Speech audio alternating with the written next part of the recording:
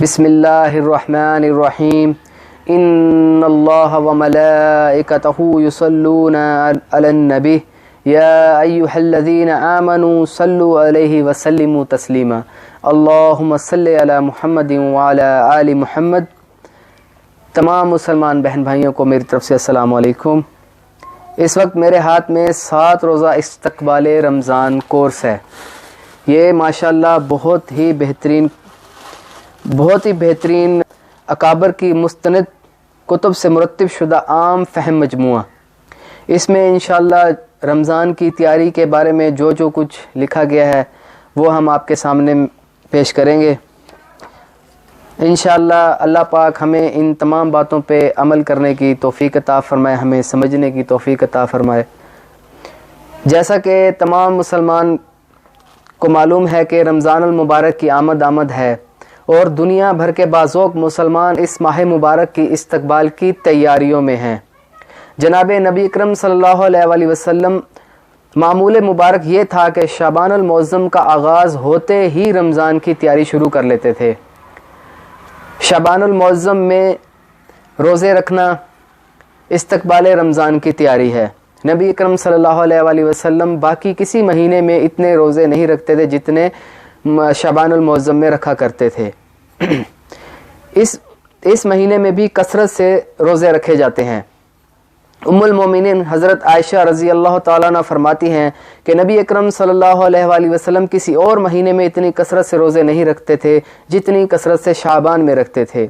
نبی اکرم صلی اللہ علیہ وسلم خود بھی کثرت سے روزے رکھتے تھے اور رمضان المبارک کی عبادت کی طرف اپنے صحابہ کرام رضی اللہ عنہم کو بھی ترغیب دلاتے تھے۔ قرآن کریم نے رمضان المبارک کو قرآن کریم کے نزول کا مہینہ بتایا ہے اور تقوی کی تیاری کا مہینہ فرمایا ہے۔ اس ماہ مبارک میں عبادات الہی اور اطاعت رسول صلی اللہ علیہ وسلم کے مواقع بھی زیادہ ملتے ہیں اور اجر و ثواب بھی کئی گنا بڑھ جاتا ہے۔ جناب نبی اکرم صلی اللہ علیہ وسلم نے اسے مغفرت اور جہنم سے آزادی کا مہینہ فرمایا ہے، اور ارشاد نبی صلی اللہ علیہ وسلم ہے کہ رمضان المبارک کے دوران روزانہ افطاری کے وقت بارگاہ خداوندی کی طرف سے بے شمار لوگوں کو مغفرت کا اعلان ہوتا ہے۔ افطاری کا وقت تو سورج کی گردش کے ساتھ پورے کرۂ ارض کے ارد گرد گھومتا رہتا ہے، اور ہر وقت کہیں نہ کہیں افطاری کا وقت ضرور ہوتا ہے۔ اس کا مطلب ہے کہ اللہ تعالیٰ کی طرف سے رمضان المبارک کے دوران ہر وقت مسلمان کی مغفرت کا اعلان ہوتا رہتا ہے۔ سال کے باقی مہینوں سے اس ماہ مبارک میں بھی جناب نبی اکرم صلی اللہ علیہ وسلم کے معمولات میں 3 باتوں کا بطور خاص اضافہ ہو جاتا ہے۔ ایک یہ کہ پورے مہینے کی پابندی کے ساتھ روزے رکھتے تھے۔ دوسرا یہ کہ قرآن کریم کی تلاوت بڑھ جاتی تھی اور جبرائیل علیہ السلام کے ساتھ روزانہ قرآن کریم کا دورہ بھی ہوتا تھا۔ اور تیسرا یہ کہ عام دنوں میں بھی جناب نبی اکرم صلی اللہ علیہ وسلم بہت سخی تھے، مگر رمضان المبارک کے دوران ان حضرت صلی اللہ علیہ وسلم کی سخاوت حد سے بڑھ جاتی تھی، اور گرمی کے موسم میں چلنے والی ٹھنڈی ہوا کی طرح ہر خاص و عام آپ صلی اللہ علیہ وسلم کی سخاوت سے فیضیاب ہوتے تھے۔ ام المومنین حضرت عائشہ رضی اللہ تعالیٰ عنہ فرماتی ہیں کہ رمضان المبارک کے آخری عشرے میں ان حضرت صلی اللہ علیہ وسلم 3 باتوں کا بطور خاص اہتمام فرماتے تھے۔ اپنے آزاد بند کو کس لیتے تھے، اور اس کا ایک معنی محدثین یہ بیان فرماتے ہیں کہ اس عشرے میں ازواج مطہرات کے پاس نہیں جاتے تھے، جبکہ دوسرا معنی محاورہ کا یہ ہے کہ عبادت کے لیے کمر کس لیتے تھے۔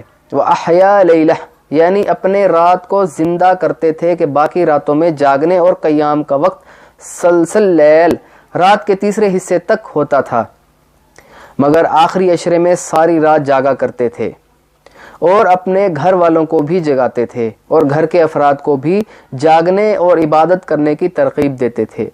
رمضان المبارک قرآن کریم کے نزول کا مہینہ ہے، اسی لیے اس ماہ رمضان میں دنیا بھر میں قرآن کریم کی تلاوت کا معمول بڑھ جاتا ہے۔ تراویح اور قیام اللیل میں ذوق و شوق کے ساتھ قرآن کریم کی تلاوت و سماع کے ساتھ ساتھ ذاتی طور پر بھی مسلمانوں کی کثیر تعداد تلاوت قرآن کریم کی معمول بنا لیتی ہے۔ نماز بڑھ جاتی ہے، قرآن کریم کی تلاوت بڑھ جاتی ہے، اعتکاف کا اضافہ ہوتا ہے، اور روزے کا تو یہ مہینہ ہی ہے۔ اس عبادات کے اضافے اور کثرت کے ساتھ مسلمانوں کو اللہ تعالیٰ کا قرب نصیب ہوتا ہے، رحمتوں اور برکتوں کا ماحول عام ہوتا ہے، فرشتوں کی آمد و رفت میں اضافہ ہوتا ہے، مسلمانوں کی دلوں کی صفائی ہوتی ہے، اور امت مسلمہ ایک بار پھر تازہ دم ہو کر دین کے اعمال کے ساتھ جڑ جاتی ہے۔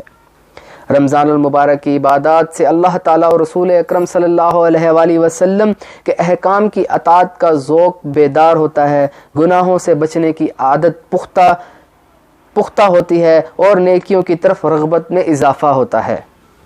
ہمیں چاہیے کہ ہم رمضان المبارک کے استقبال کی تیاری کریں، اور اس ماہ رمضان میں روزہ، تلاوت، قرآن کریم، تراویح، تہجد، سخاوت، خدمت انسانیت اور اصلاح احوال کی عبادت کی تیاری کریں، اور اس کے ساتھ ساتھ عمومی ماحول میں رمضان المبارک کے آداب و احترام کی طرف خود بھی توجہ دیں، اور باقی مسلمانوں کو بھی توجہ دلائیں۔ رمضان المبارک صرف ذاتی عبادات کے لیے نہیں ہے، بلکہ عبادات خداوندی، اطاعت رسول صلی اللہ علیہ وآلہ وسلم، حلال و حرام کی پابندی، جائز و ناجائز کے فرق کا ماحول پیدا کرنے کا نام ہے۔